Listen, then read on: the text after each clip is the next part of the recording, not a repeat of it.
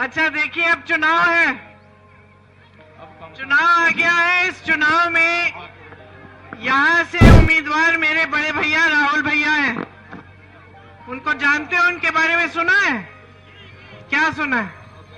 क्या सुना है? देश के नेता हैं, ठीक है।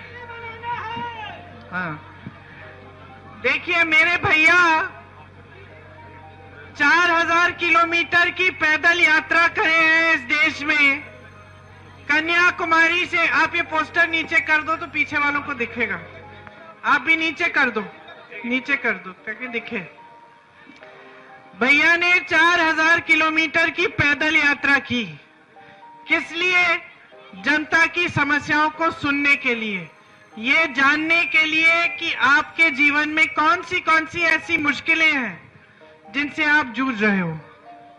ये यात्रा करने के बाद उन्होंने फिर एक और यात्रा की, 4000 किलोमीटर और चले गाड़ी से। इस बार मणिपुर से मुंबई तक, पहली वाली कन्याकुमारी से कश्मीर तक थी।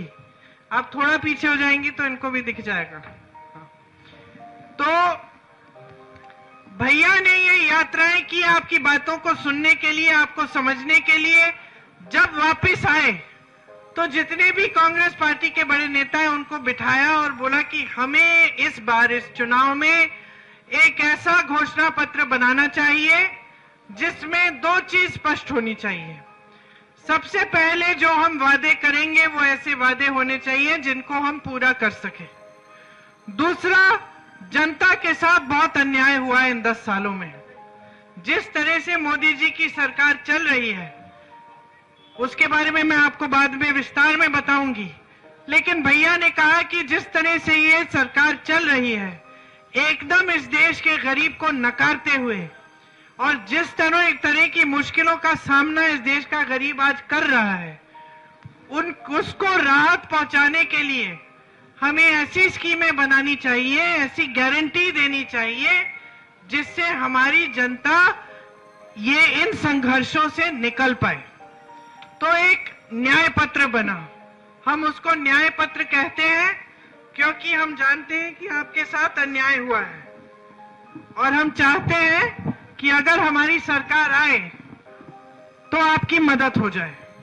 इसमें क्या क्या गारंटी हम दे रहे हैं सुन लीजिए। मेरी बहनें बैठी हैं, आज सबसे ज्यादा संघर्ष आप ही करती हैं, क्योंकि पुरुष तो काम करता है, संघर्ष करता है, मेहनत करता है, लेकिन कम से कम जब शाम को घर आता है तो आराम कर सकता है। आप फिर भी मेहनत करती हैं, खेती में करती हैं, मजदूरी करती हैं, कोई काम करता है, नौकरी करता है कहीं, फिर भी आप घर आके और मेहनत करती हैं। घर में खाना पकाना, बच्चों की परवरिश करना, बच्चा बीमार है उसका देखभाल करना, ये सब आप करती हैं। और इसको कोई, इस काम को कोई पहचानता नहीं, आपकी मेहनत को कोई पहचानता नहीं। समाज में भी सुनवाई सबसे कम है। तो सबसे पहली गारंटी जो हम लाए हैं वो ये है कि हर गरीब परिवार में जो सबसे बड़ी महिला है उसको 1 लाख रुपए सालाना दिए जाएंगे, उसके खाते में जाएंगे, ताकि वो भी खर्च पाए, थोड़ी सी बचत कर पाए। उसके अलावा जो सरकारी नौकरियां हैं उसमें से आधी महिलाओं को दी जाएंगी। आशा बहुएं हैं, आंगनवाड़ी की बहनें हैं, मिड डे मील की बहनें हैं। आप सबका मानदेय बहुत सालों से नहीं बढ़ाया गया है। कहीं पे 2000 मिल रहा है, कहीं पे कोई निकाल लेता है थोड़ा मानदेय में से। आप आशा बहु पूरे 9 महीनों के लिए एक महिला को देखती है। जब भी जरूरत पड़ती है, बीच रात में कुछ भी हो जाए, आपको बुलाया जाता है, लेकिन आपको पूरा मानदेय नहीं मिलता। तो हमने तय किया है कि केंद्र सरकार से जो आपके मानदेय की तरफ पैसे आते हैं उसको दुगना किया जाएगा ताकि आपका मानदेय बढ़ाया जाए। इसके साथ साथ आज किसानों की स्थिति बहुत खराब है। आज किसान कर्ज में डूब रहा है, खेती से कमाई नहीं कर पा रहा है। मोदी जी की जो नीतियां हैं उनकी वजह से खेती के हर सामान पर जीएसटी है। खेती का हर सामान महंगा हो गया है, कुछ सस्ता नहीं मिलता। पेट्रोल डीजल भी महंगा है। तो आप कर्ज लेते हैं, जब ओले पड़ते हैं या बारिश ज्यादा आती है उसकी वजह से खेती का नुकसान होता है, आपको भुगतान भी नहीं मिलता। घर में शादी होती है बेटी की, उसके लिए कर्ज लेना पड़ता है। बच्चे को शिक्षित करना है, बच्चियों को शिक्षित करना है, उसके लिए कर्ज लेना पड़ता है, वो कर्ज चुका नहीं पाते। उत्तर प्रदेश में ऐसे किसान हैं जिन्होंने 50,000 रुपए, 1 लाख रुपए कर्ज लेकर उसको न चुकाने की वजह से आत्महत्या भी कर डाली है।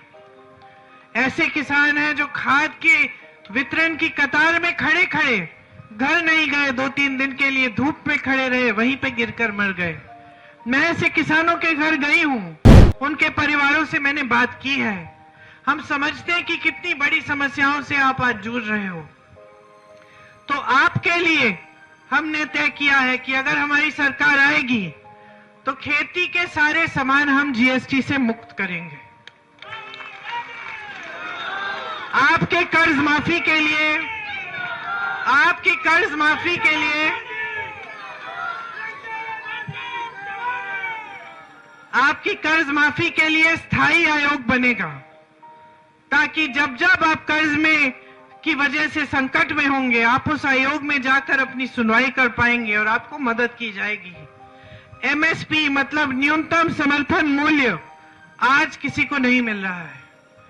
हम इसको एक कानून बनाएंगे कि आपके उपज के लिए न्यूनतम समर्थन मूल्य सरकार को आपको देना ही पड़ेगा। ये कानून बनेगा। आज आप अपने बच्चों को मेहनत से पढ़ाते हो, ऐसा कोई परिवार नहीं है चाहे जितना भी गरीब हो जिसमें आज ये आशा और ये उम्मीद नहीं है कि हम अपने बच्चों को पढ़ाएंगे, अच्छी शिक्षा पाएगा, अच्छा रोजगार पाएगा, बड़ा होकर हमारी देखभाल करेगा। और कोई ऐसा नौजवान नहीं है जो बोझ बनना चाहता है अपने परिवार पे। हर नौजवान की यही उम्मीद, यही महत्वाकांक्षा है कि उसे अच्छी नौकरी मिलेगी, रोजगार मिलेगा, भविष्य के लिए अपने पैरों पे खड़ा होगा और अपनी माँ बाप की देखभाल करेगा। आप मेहनत करते हैं, कर्ज लेकर बच्चों की ट्यूशन पढ़ाते हैं बच्चों को, किसी भी तरह से मजदूरी करें, दिहाड़ी पे कैसे भी करें, लेकिन आप बच्चे को पढ़ाते जरूर हैं। आज परिस्थितियां ये बन गई हैं, चाहे पढ़े लिखे बच्चे हों, बीएससी पास हों, बीए पास हों, बीटेक पास हों, फिर भी नौकरी मिलने की उम्मीद बहुत कम है। एक जमाने में रोजगार मिलते थे, बड़ी बड़ी सरकारी कंपनियां थी, यहाँ आईटीआई आई, बीएचईएल अमेठी में खुली, एचएएल खुला, ऐसे सरकारी कंपनियां थी जिससे रोजगार मिल सकता था आपको और स्थायी रोजगार होता था, पेंशन अच्छा मिलता था। आज देखिए जितनी भी बड़ी बड़ी सरकारी कंपनियां हैं उनकी जो सब्सिडरी है उनका निजीकरण हो रहा है आस्ते आस्ते। निजीकरण से क्या होता है कि किसी बड़े उद्योगपति की मनमानी पर आपका वेतन तय होता है, आपको कभी भी निकाला जा सकता है और तमाम ऐसी चीजें हैं जैसे आरक्षण भी नहीं होते। निजीकरण अपने आप में बुरी चीज नहीं है, लेकिन जब पूरे देश की संपत्ति कुछ गिने चुने 4-5 खरबपतियों को दी जाती है, जब सरकार देश के सारे बंदरगाह, सारे हवाई अड्डे, देश की बिजली, देश का कोयला, देश की सारी सड़कों का ठेका कुछ 4-5 प्रधानमंत्री जी के गिने चुने मित्रों को जो खरबपति हैं उनको दे देती है, तब देश का नुकसान होता है। तब जहां से रोजगार बन रहे थे वहां बनने बंद होते हैं। रोजगार खेती से भी बनते थे एक जमाने में, क्योंकि खेती से बहुत कमाई हो जाती थी। आज जो सरकार की नीतियां हैं उसकी वजह से खेती से भी कमाई नहीं हो रही है। जहां जहां किसान अपने आप कर सकता है काम, वो सोचता है कि ज्यादा मजदूरों को रखने की क्या जरूरत है, जो हो जाएगा वो कर लूंगा, कमाई थोड़ी हो जाएगी। आवारा पशु की बड़ी समस्या है, हर जगह जहां जहां मैं जाती हूं लोग बताते हैं रात को पहरेदारी कर रहे हैं खेती की। ऐसी समस्या नहीं है जो हल नहीं हो सकती थी। छत्तीसगढ़ में हमारी सरकार थी, हमने हल की। कैसे? हमने गौशालाओं को मजबूत बनाया। यहाँ के गौशालाओं में चारा नहीं है, पानी नहीं है, छत नहीं है। हमने ऐसे गौशालाएं बनवाई हमारी सरकार ने कि पीने का पानी, चारा सब कुछ उपलब्ध था। अच्छा दूध आता था, मिलता था। दूध को गांव गांव में ले जाते थे। दूध के में से मिठाई, जो अच्छी अच्छी चीजें बनती हैं, खोया, ये सब बनता था, बिकता था। महिलाओं को रोजगार मिल गया गौशालाओं में। महिलाएं 60,000 70,000 रुपए कमा रही थी वहां से। सरकार ने इतना किया कि उन्होंने कहा कि हम गोबर खरीदेंगे। गोबर खरीदने से यह हुआ कि लोग उन पशुओं को रखने लगे, क्योंकि उनकी कमाई हो रही थी और मुश्किल बोझ नहीं पड़े फिर वो पशु। तो बुढ़ा पशु हो या फिर बीमार भी हो, फिर भी उसका गोबर बिक रहा था, सरकार खरीद रही थी। उस गोबर का गोबर गैस बन रहा था, आप ही के घरों में आ रहा था। तो इस तरह से हमारी सरकार ने ये समस्या सुलझाई। अब इतने साल हो गए हैं, मेरे देखते देखते ही 5 साल निकल गए। मैं हर सभा में इसकी चर्चा करती हूं। सरकार को मालूम है कि इतनी बड़ी समस्या है, लेकिन इसे हल करने का कोई काम नहीं हुआ। तो इसी तरह से तमाम आपकी समस्याएं हैं, जैसे बेरोजगारी, महंगाई, किसानों की जो समस्याएं हैं, जिन पर कोई ध्यान नहीं दिया गया है। अगर ध्यान दिया होता तो इनका समाधान हो सकता था। हम कह रहे हैं कि स्नातक पास बच्चों के लिए हम एक प्रोग्राम लाएंगे, ताकि जब तक स्थायी रोजगार न मिले तब तक ये बच्चे सीख भी पाए, उनका कोई हुनर भी बन जाए और उसके साथ साथ 1 लाख रुपए सालाना भी कमा पाए।